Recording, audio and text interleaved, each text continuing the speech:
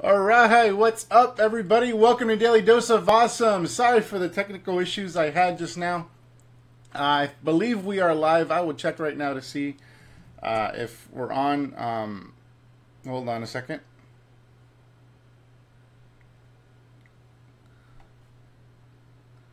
All right, so this is part 2 of how to get more done with less. Let me put on my notes here. All right, so I guess you guys can see me now. Awesome.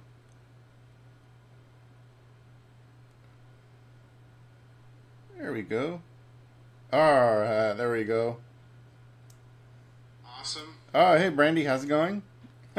Sorry about that, guys. I know I'm late, but better late than never. We can continue what we started on Friday. So today's topic is how to make more with less, part 2.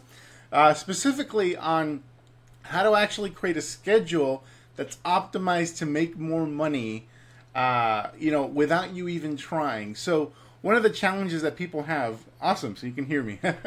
One of the challenges that people have with regards to their to-do list. So I talked on Friday about tackling a to-do list, and I talked about how it is I go about tackling that to-do list, how I prioritize things, the levers that I pull in my business in order to, get the most return on my effort. Now, I want to continue that conversation, but in a more structured way. In fact, this is something we actually teach at our Fast Track workshop. So now, before I hop into it, I just want to real quick introduce myself. If you don't know me, my name is Fernie Ceballos. I'm a lead generation online marketing expert specializing in helping home business owners, that's network marketers, affiliate marketers, direct sellers, multiply their incomes using the internet. I built my first 6-figure network marketing business within a couple of years of discovering the information we teach here at Elite Marketing Pro. And over the past 10 years, I've been responsible for over $11 million in gross income into my home businesses, and have helped our clients produce hundreds of millions of dollars collectively in their businesses as well, in the network marketing, direct selling, online entrepreneur, info product, you name it, anything you build online, we are experts at doing that. So if you're new at our broadcast, I highly recommend you subscribe. You can actually click on a button below your in the comment section. You can click there to follow us. If it's not there, then you just click on the video. That'll open up a menu where you can click on a little ellipsis symbol, and that'll allow you to turn on live notifications and notify you every time we go live here at the Daily Dose of Awesome. We bring on 6- and 7-figure guests, and our content is above reproach. So with that said, let me just hop right into the content. So this is something, an exercise we do at our workshops. So this is our workshops that we do for our mentorship clients. And some of you guys that are watching this may be familiar with this. So I'm going to go through an overview, and if you want to do this exercise on your own later, you certainly can. But this has to do with creating results-driven a schedule that's based on results-driven activities. So the idea here is that you actually should, I'd draw this for you if I could, but I'm not gonna try to do that. The idea here is that you try to create an actual you actually create a table. One of the columns is actually, it's 5 columns. So 5 columns, but really, 3 of those columns are shared. So one of those big giant columns with those 3 columns. So one of those big sections is called results-driven activities. So results-driven activities or results-driven task. The other column is preparation task, and the final column is distraction tasks. So you have 3 categories for the things that are on your to-do list right now.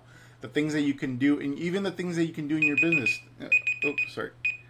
The things that you can actually take on in your business that you may not even be on your to-do list. So results-driven activities or tasks, preparation task, and distraction task. And the reality is the things on your to-do list, or the things that should be on your to-do list, 75% of those things that you need to be taking on a daily basis should be results-driven activities. In fact, it should be 75%.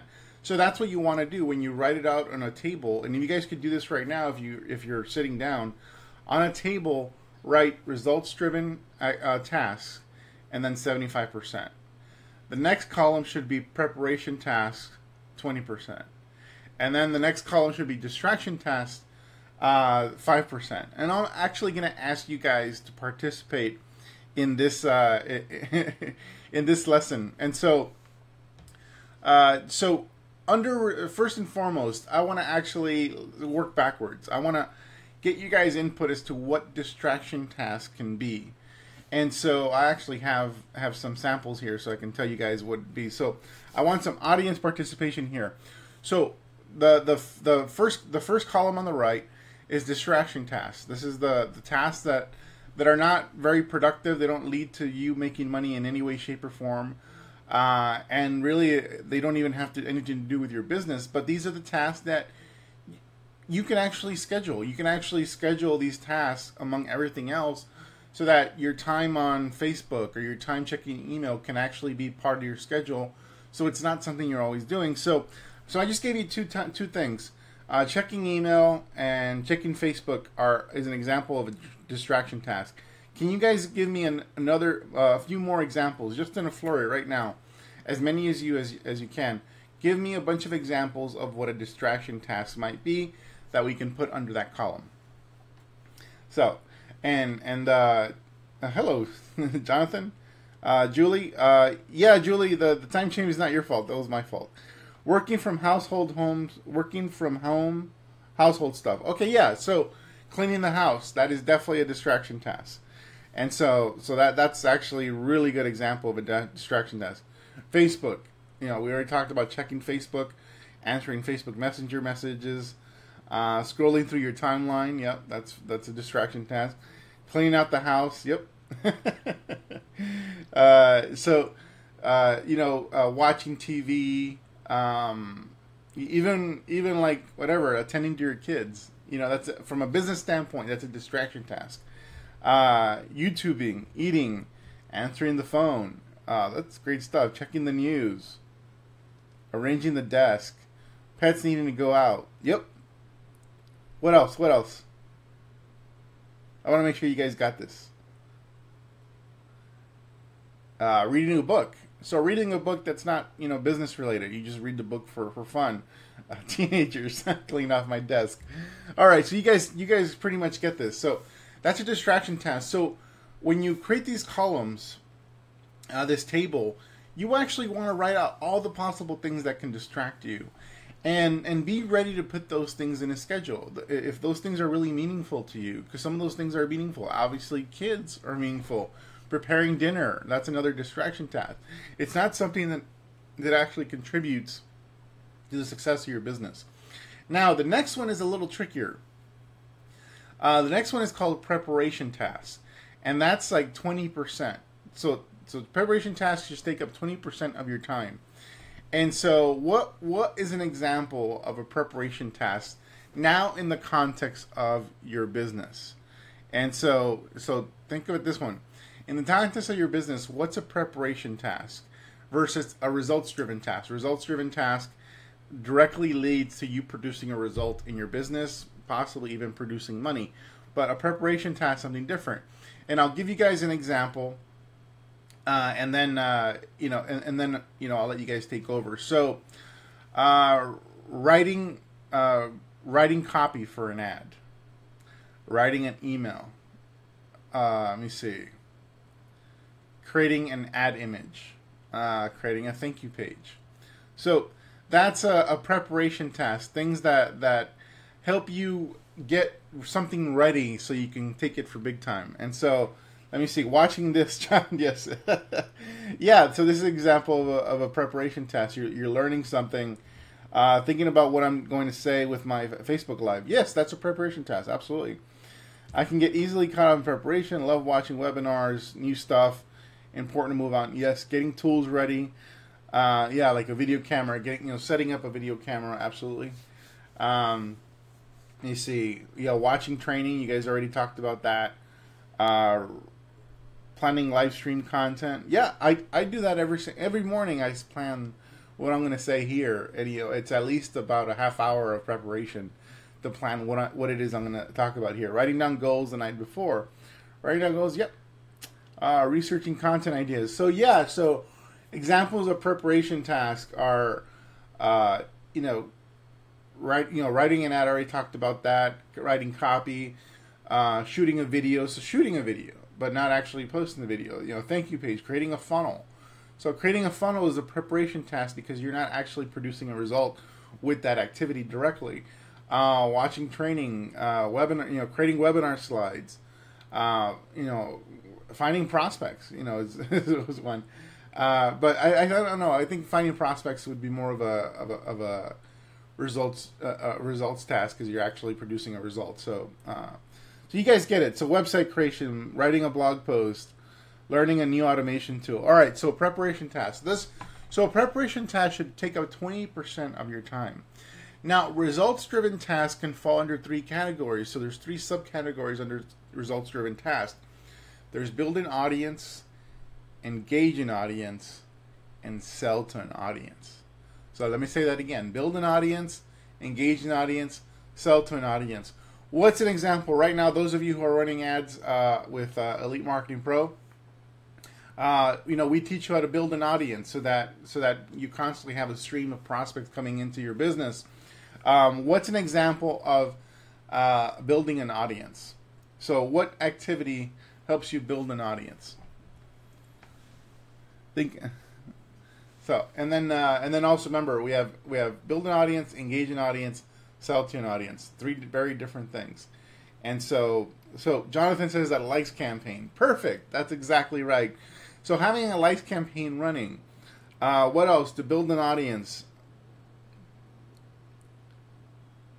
Generating leads. Let me see. Yeah, that's so generating leads, but translate it into an activity you can do. Like starting a likes campaign is something I can do that starts producing results. So it's a specific activity. Generating leads is a result of an activity, if you will. So what can I be doing? Audience interest, likes campaign, posting blogs with our links. No, well, actually, so it's funny. Posting blogs is actually something you do to engage an audience. So engaging an audience is something different. That's what you do with a blog. Let me actually mute. All right. So let me see. Engagement ads. So okay, there you go. So running an engagement ad, if your purpose is not to generate leads, but it's just to engage an audience. So that's obviously falls under engage an audience. Providing value, so that's engage an audience. So let me do the first 2 things first, and I think the third one will be easy. So build an audience is like running a likes campaign, and believe it or not, doing a Facebook Live, it does both engage an audience and build an audience, because with a Facebook Live, obviously you're interacting. This is interaction. I'm engaging an audience. You guys are engaged, so that's what's working. Let me see if I can. I'm all dark now. Let me turn on. That should be better. All right. So engage an audience, obviously, but also in Facebook, we are able to build. We're able to build an audience as when we're creating lives. So with lives, we're actually able to build an audience that we can then retarget later. So there's some of these things that can fall under both. So you build an audience, engage an audience, invite people who like your post, prospecting people. Again, that can either fall under build an audience or engage an audience. But if you're actively prospecting online, then I would say that's engaging. So some other examples of engaging an audience are blog your. Let me see. I'm looking at my notes here. So sharing your video on YouTube, Twitter, Instagram, sending instant messaging. So build an audience and engage an audience in some ways can be synonymous depending on what you're doing, but you have to do both. Building an audience for me in the pure sense of the world is when you're building an email list. So an email list is building an email list. So driving traffic to a capture page for me is building an audience. A likes campaign is building an audience. Driving traffic to a blog post is building an audience, but you're also engaging them in the process in order to build it. So some of these things aren't so clean and dry. Now let's but these are also build an audience or engage an audience, whatever you choose to define that is a results driven activity. So results driven activity should take up 75% of your time. And so when you're creating your schedule, you want to allocate 75% of the task to either building an audience, engaging an audience type of activities. The final activity, and I think you guys can get this, is selling to an audience. So sell to an audience. How do what's an example of you selling to an audience? Like, what activities allow you to do that? Allow you to sell, So, and again, some of these things can have some overlap, because I'll give you one example. Calling your leads. So calling your leads allows you to basically take a sales process and lead somebody towards a buying decision, or lead them towards becoming a customer or a member of your business. So that's calling your leads. For me, is a selling to the audience. But isn't that also engaging your audience? Because you initially have to engage them over the phone. So, but I think with engaging your audience, what we're trying to focus on here is things that you can do in a leverage way, not a one-on-one thing. But selling to an audience, what other selling to an audience things happen? So Facebook ad campaigns. Facebook ad campaigns. If the ad is geared towards moving people towards a purchase, absolutely. And actually, I would say Facebook ads, if you're learning how to do that inside a community, are one of the most important activities you can possibly be scheduling to do, because that directly leads to a result. And Facebook ads can either build an audience, they can either engage an audience, or they can sell to an audience. But the point is, these are all crucial activities that you should be spending 75% of your time on. Product posts. So, posting directly about a product. Conversion ads. Yes, Gloria, you're very on. Building a relationship. So building a relationship is engaging. So engage an audience. Facebook Live with the links to the sales page. Heather, yes, absolutely. So Facebook Live can build an audience. A Facebook Live can engage an audience, and a Facebook Live can sell an audience. If I told you right now, hey, there's a book I highly recommend. I wrote it yesterday, and it's on Amazon now. You should go buy it. It's this link. Then you guys are going to go, hopefully go buy my book that I wrote. And so that's an example of selling to an audience. So some of these activities can span across those three columns, but they're all results-driven activities, and should be what you focus on. So CTAs on video ads, video chats with prospects. Yes, video chats with prospects, a really good one. Selling to an audience. So some other examples of selling to an audience: hosting a webinar. So hosting a live webinar and not only doing some training, that's engaging an audience, but you're also going to be selling to them, hopefully, if you're doing it right. Consulting calls, calling leads, calling buyer leads, or people that have already bought from you, call them, or follow up with them and engage them towards another buying decision, another service. Emailing your list. So setting a broadcast to your list. Doing a network marketing presentation. So doing an opportunity presentation is selling to an audience type of task. So the point of what I'm sharing with you guys here is that when you kind of itemize these things, the potential things that you can do, all the things you can do, whether it's actual to-do list that has yet to be done, or things that you should be doing on a consistent basis in your business, when you're actually able to create a table or one big giant column is 75% of your tasks, and that's results-driven tasks. A smaller column called preparation tasks is 20%, and an even smaller column is distraction tasks, which is 5%. When you're able to separate these things out, now when you create your schedule for the day, however much time you have, you're able to first make sure you prioritize the results-driven activities. And especially for me, in my case, if you already done some of the building of an audience and engaging of an audience, then selling of an audience is what's really going to move the needle from a money standpoint. Those three things: build an audience, engage an audience, sell an audience, directly influence your income. Preparation tasks don't directly influence your income. Now, they're important. They're part of what you need to be doing. But when you allocate the time, some of you are allocating time backwards. You allocate a whole lot of time for training and allocate too little time for results-driven tasks. if this is resonating with you and how you should be making some changes in your business, write in the description, write in the comments saying, yes, I'm getting this. So let me see. So Julie's asking, is preparation 20% even when you're new? There's so much to learn. That is a great question, Julie. I would admit in the beginning, preparation is a big part of what you're doing because you don't know anything, right?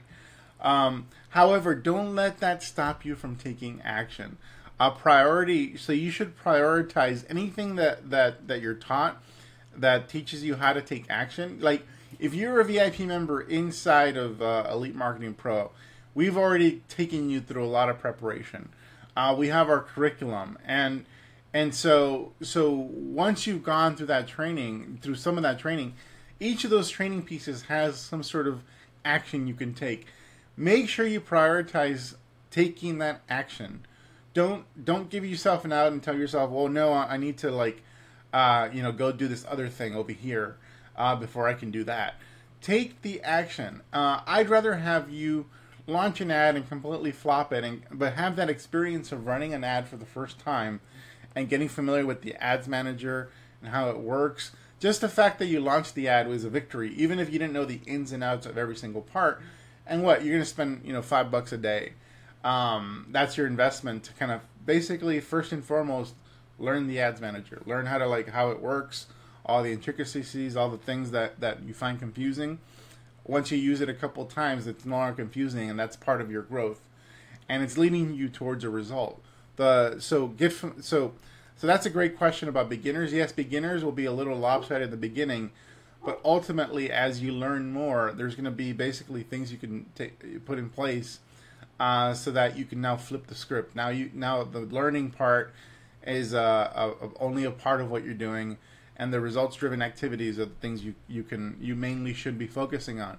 Now, if you are limited on the number of results-driven activities you have access to, then I guess you can do that. However, if you're currently doing anything in traditional network marketing that's working for you, then continue to do those things and don't replace preparation tasks with those things that are actually producing income and results for you. So that's it for today, guys. If you guys want to know more about what we do here at Elite Marketing Pro, and there's a link in the description if someone referred you, or you can simply go to elitemarketingpro.com, and there, if you scroll down in the middle of the page, you can actually opt in for a free online recruiting bootcamp that shows you how to actually set up automated systems to actually generate leads and prospects for you every single day. That's what we teach here for our people, for everyone that's actually, a lot of people that are watching here today are VIP members, and so they can tell you the value of being a VIP member inside Elite Marketing Pro. But you don't have to do that right now. You can simply go check out our free online recruiting bootcamp that explains to you how it is we've built systems that passively sell and generate leads for you every single day. And we do it primarily, like if you haven't already guessed it, using the power of Facebook and all the resources that it provides. So go check that out. The link in the description, or go to elitemarketingpro.com. And, we'll be seeing you next time. And so here, Heather says, in the beginning I was stuck in training mode, and it made a big difference in my business when I started doing what Fernie taught today. That is awesome, Heather, and thanks so much. And again, in the beginning, you will be in training mode, but you got to quickly snap out of it. You don't want to stay there forever. Here's a rule of thumb: if you've been with us or been doing this for 2 weeks, and you've yet to take an action, then it's time to take action. It's time to flip the script on that. So hopefully this is helpful, guys. I'm sorry I couldn't draw it out, but just to summarize, 3 columns: one really big column called results-driven tasks, that's 75%. Another smaller column called preparation tasks, that's 20%, and then distraction tasks. And then the results-driven task is broken up into 3 categories or subcategories: build an audience, engage an audience, sell. So build, engage, sell are what goes under the results-driven columns. And when you actually write this out and look at your schedule, now you can figure out what it is you need to prioritize so that you can create an effective schedule that produces results and makes you money without you really even trying. So take care, everybody. We will talk tomorrow. Tomorrow we have Chef Katrina on, make sure to be on for her. And then I'll see you guys later this week. Take care.